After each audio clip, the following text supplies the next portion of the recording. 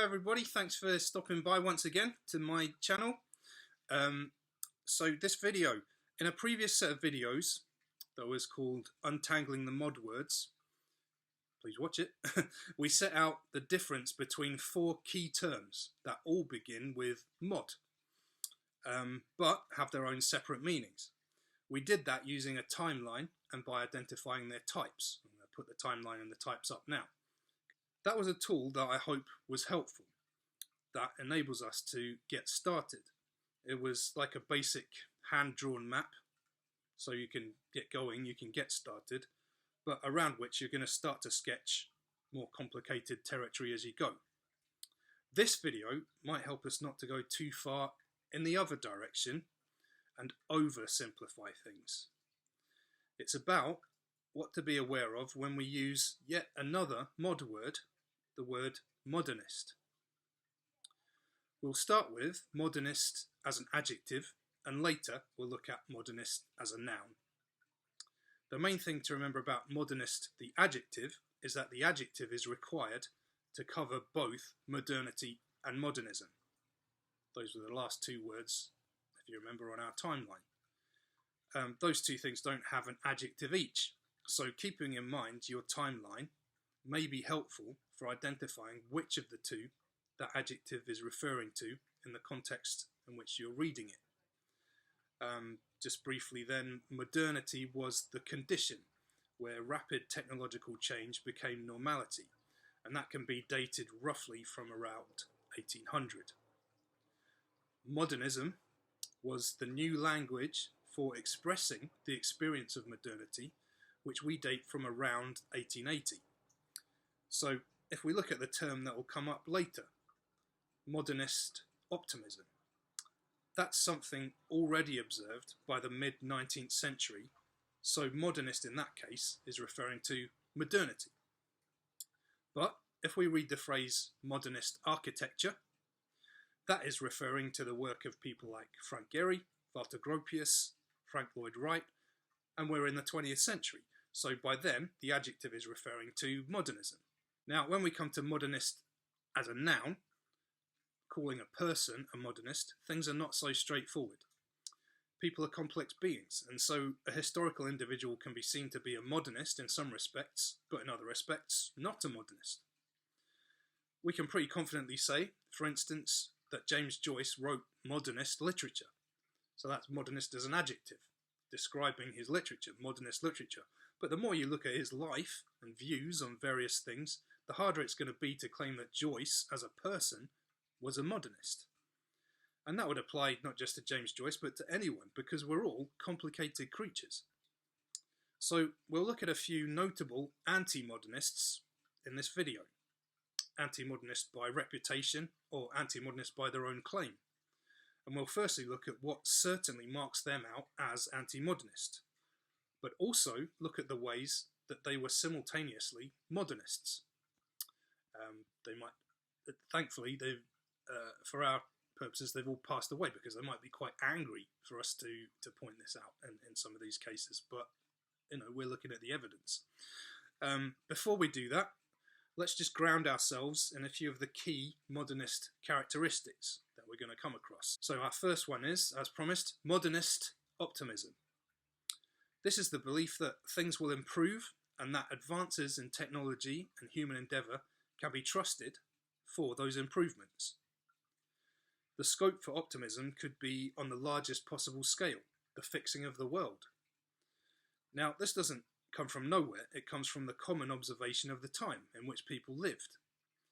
Early modernity is no longer living memory for any of us still alive, so we can't quite conceive of what it was like to live in the environment of rapid change that they did, and how that would impact their thinking. The optimism doesn't come from nothing then, it comes out of lived experience. Remember that the rapid change of modernity comes about through technologies. And also remember that technologies include systems as well as physical devices. We'll stick to just one example of this, medicine. Great mass killers that no one could control since the beginning of time suddenly come close to being completely eradicated. And that is rapid. We have Jenner, who creates the first ever vaccine and successfully vaccinates people against smallpox, a massive killer for time immemorial. We also have the discovery in this time of what causes cholera. Its presence in water. And once that's discovered and those changes are made, not very big changes really, instantaneously it's pretty much gone from cities. Modernity forces many more people into urban centres, and when they start to move into urban centres, those people start out kind of resigned to the likelihood that they're now going to meet an earlier death living in an urban centre. But that's no longer so. Childbirth was just accepted to be risky. Child mortality was very high during birth, and death of the mother was also very common. The fortunes of child and mother changed drastically and quickly. So you can see from the increase in lived experience like this that optimism would grow. How we tend to look at things now is that even if a system really is flawless, it still has to be carried out by humans who are flawed. So we don't stretch to the belief that this system could fix the world. We will stretch to a belief that it would just make things better than they have been. So we're not without optimism, but it's not like the optimism of early modernity. Now, people in early modernity recognise this about people too, that they're flawed. What marks out this time is a belief that the new system or another type of technology will have a transforming effect on people. It will make them change for the better. We can link two of the most famous 19th century personalities with modernist optimism, Karl Marx and Charles Darwin. Karl Marx believed that his system, communism, which he formulated with his colleague Friedrich Engels, would fix the world. History had been rotten since there had been sophisticated societies, and implementing his system would heal the present and future history. Charles Darwin, and often forgotten Wallace, so I'm mentioning him now, observe the process of evolution. Evolution demonstrated that we and everything else are improving. In our own time, we keep evolution really to its own area of study. We talk about it in terms of biology. In the early years, though, this was taken on as a principle which applied to many, many more things. And of course, it's optimistic. Things are improving. Things will be better in the future. Not all the directions that people took this principle in were kind directions.